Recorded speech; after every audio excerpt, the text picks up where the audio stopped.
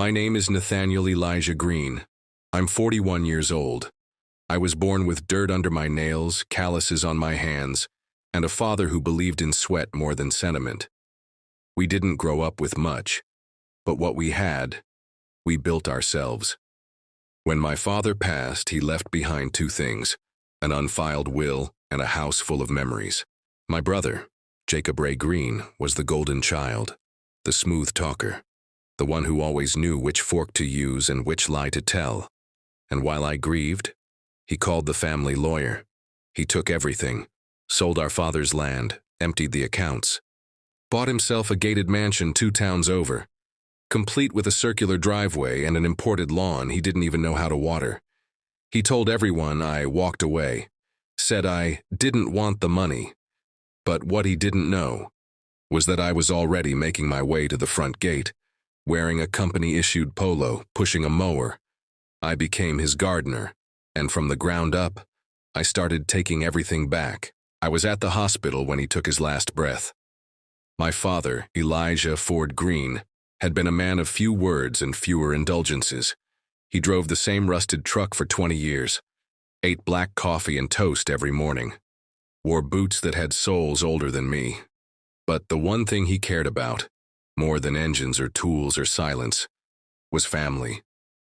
Which is why I never expected my family to be the one that broke me.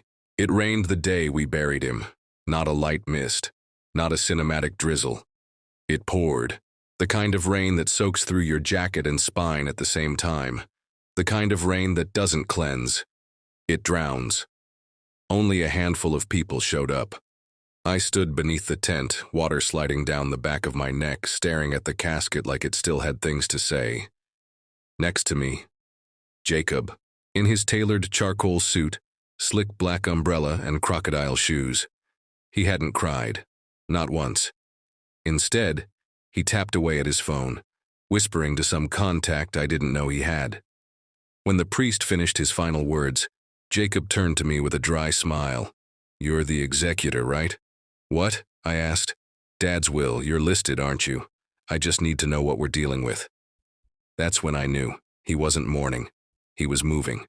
2 days later, I went to Dad's office, a shed out behind the house that smelled like oil, tobacco, and old plans. The will was there, in a manila envelope, sealed, labeled in Dad's handwriting, "For Nate, when it's time." I opened it with the reverence of someone handling dynamite, and inside was everything. A full itemized will, witnessed and notarized. A letter written in Dad's scratchy pen. "Jake's had it easy long enough. You know who built this place, who stayed when it got hard. It's yours, Nate. All of it." It was clear, legal, and it should have been enough. I called the family lawyer, Martin Duval, a man who'd been working with Dad since before I was born. But Martin wasn't the one who picked up. "Duval and Sons," said a young voice. "Hi, this is Nate Greene.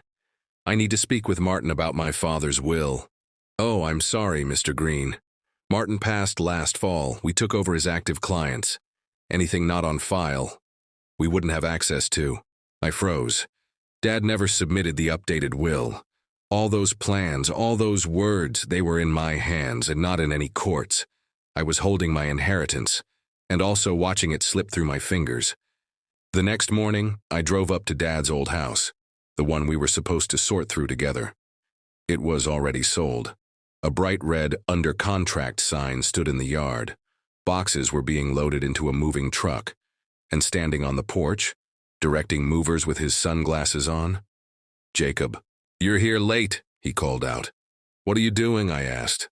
"Selling what's mine. You left the paperwork with nothing filed, which means probate defaults to next of kin, and you didn't contest anything.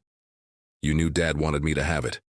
"Yeah, well, he didn't make it official, and you know how much he hated lawyers." He smiled, that slick, smug Martin Greene kind of smile. "Don't take it personally. You're not cut out for owning things. You're a worker, Nate. I'm a closer." He tapped the side of the moving truck. "Besides, you've still got your tools, right? Make something out of that." And just like that, he drove away with every memory I ever built with my bare hands. 3 weeks later, I saw it. A real estate feature in a local business magazine. Rising star investor buys 1.6-mired estate in Whispering Pines. And there was Jacob, grinning in front of a 6,000 SQFT mansion with double gates, a koi pond, and a perfectly manicured lawn. He'd used the money, Dad's land sale, the vehicles, the workshop, all of it, poured into this. That lawn was 3,000 square feet of sod imported from a climate it didn't belong to, and he had no idea how to care for it. I knew a guy named Ray who ran a local landscape crew. I called him up. "You still work those high-end developments?" "Sure do. Whispering Pines, Bentwood even got a new client off that business article. Some rich finance dude." "That's the one. You hiring?" Ray laughed. "You serious? You've got more experience than half my team. Then let me on part-time. Quiet work, I just want the job." He didn't ask questions. 2 days later, I pulled up to Jacob's mansion, wearing a branded polo and pushing a mower. He didn't even look up, just shouted through the intercom, "Don't cut too short this time, the HOA's breathing down my neck." I nodded, tipped my hat, and started cutting, just a little short. Over the next few months, I was on that property twice a week. At first, I just trimmed hedges, cleared leaves, ran irrigation. But then I started learning everything. The gate codes, the security blind spots, the schedule of housekeepers, deliveries, and when Jacob wasn't home. And in the meantime, I waited. I planted. I documented. I watered the future, because he thought I was beneath him. But he forgot. The gardener always knows where the roots are buried. Some people start their revenge with fire. I started with weeds. Nothing that would raise alarms. Just enough subtle sabotage to make Jacob feel like his kingdom wasn't quite as perfect as he thought it was. Because the first rule of reclaiming what's yours: let them rot from the inside first. It started with the irrigation. I knew exactly how to stress certain parts of the lawn, not enough to make it obvious, but enough that grass began to brown unevenly. Next came the ornamental trees. I changed the nutrient mix just slightly. By the third week, the Japanese maple near the front window was dropping leaves in the middle of July. Jacob blamed the supplier, replaced it with another. Same result. "These guys don't know what they're doing," he said to his neighbor, loud enough for me to hear. "If it's not fixed next week, I'll fire the whole crew." I kept my head down, trimmed a little extra, said nothing. But every adjustment I made was logged, not for sabotage, but for leverage. One Friday afternoon, while trimming hedges, I overheard him on the phone. "Yeah, the firm is sending reps next month. Big dinner party. Could be a partner track if it goes well." That was the moment. That was when I knew exactly how to strike. Jacob's whole world was built on appearances. He didn't know how to be competent, only how to look competent. So I gave him what he wanted, until the cracks became impossible to hide. I sent an anonymous maintenance report to the HOA using a fake email. I included photos of his dying grass, slight cracks in his patio tile, oil spots in the driveway, poor drainage runoff near the ornamental koi pond. The board took action, sent him a formal notice with a $1,200 fine and a 30-day correction deadline. "These bastards think they can tell me how to live?" he barked one day as I trimmed the hedges. "I'll fire someone over this." But he didn't, because he had that dinner party to plan and no time to bring someone new up to speed. 2 weeks before the party, Ray, the landscape boss, forwarded me an email. It was from Jacob. "Need extra help prepping for corporate dinner. Property must be flawless. Bonus pay available." I volunteered for double shifts. He didn't even realize it was me, his brother, doing half the detail work behind the scenes. I hand-pruned the roses, re-edged the walkways, polished the brass knobs on the garden fence, all while tracking every conversation he had on speakerphone while pacing the yard. The day before the party, I placed a small speaker under the deck behind the outdoor fireplace. I timed it to play an ambient hum that mimicked an electrical short, just loud enough to be annoying. At 7:20 p.m., mid-dinner, the guests would hear it. It would disrupt the flow, make Jacob sweat, make him yell at someone. And I'd be watching from the far end of the yard, pruning roses, pretending not to hear a thing. But that was just Act 1. What I hadn't planned for was the guest list, because when the luxury sedan pulled up and the driver opened the back door, I saw her. Eliza Merritt, former vice president at Crestfield Partners, one of the most respected women in the investment world, and my ex. We dated briefly in our 20s. She dumped me after saying I lacked direction. Now she was walking into my brother's house in heels that cost more than my old truck. "You're landscaping now?" she said with a smirk as she passed me. "Didn't think you'd last in finance." I smiled. "Just fixing things from the ground up. Some messes take time." She raised an eyebrow, not quite sure what I meant. Neither was Jacob. 10:20 p.m. sharp. The speaker activated. A low, grating buzz, like a dying transformer. Jacob paused mid-toast. Guests looked around. Someone coughed. Someone laughed. "I'll handle it," Jacob said, flustered. He marched to the fuse box. Couldn't find the source. The buzzing got louder. The koi pond lights started to flicker. I had rigged them to overload on a timer. And just when he returned to the table, the main sprinkler system went off. Every guest in the garden was soaked. Wine glasses shattered. Shrieking, confusion, phones ruined. "Turn it off," Jacob screamed at no one in particular. I calmly walked over, flicked the main control box, apologized for the glitch. The next morning, I dropped a resignation notice on his front doorstep. Signed, Nathaniel Elijah Greene. 2 days later, Ray told me Jacob tried to sue the landscape company, claimed negligence, claimed sabotage, but they had no connection to the timed system fault. Because the speaker, that was personal. I had removed it. The damage? Mostly pride. A few thousand in electronics and the trust of his investors. Eliza? She never returned his calls. But I wasn't done. Because Jacob hadn't just embarrassed me. He'd stolen, and I had proof. I'd spent the last 6 months quietly compiling records of the unfiled will, Dad's letter, real estate transfers with manipulated signatures, and one very clear email where Jacob admitted to a realtor that Dad didn't bother with filing. "I'm just moving fast before my brother wakes up." I packaged it all into a digital folder, sent it to the local newspaper, and to the state's inheritance fraud division.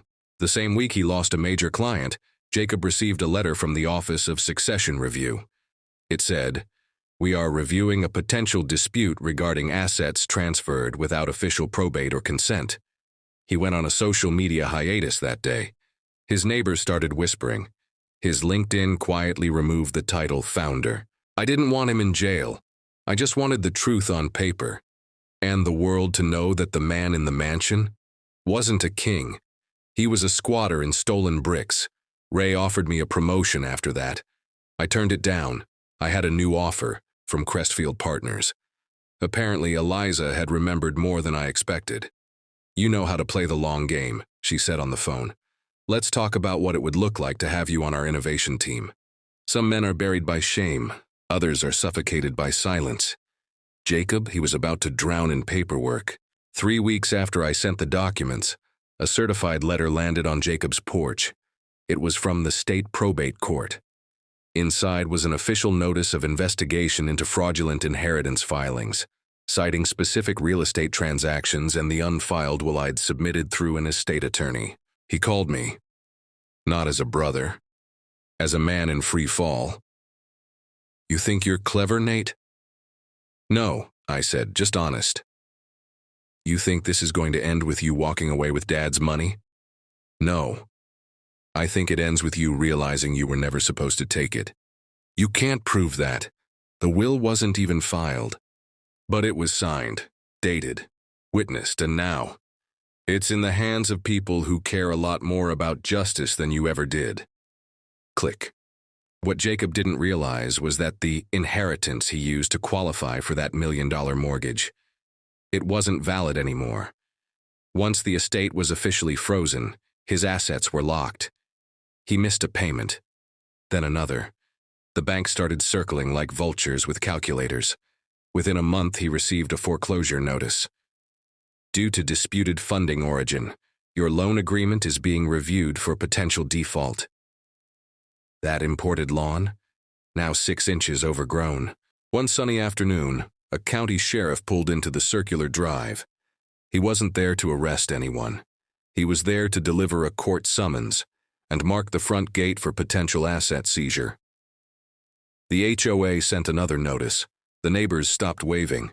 Even the koi pond started turning green. Jacob's fiancée left him.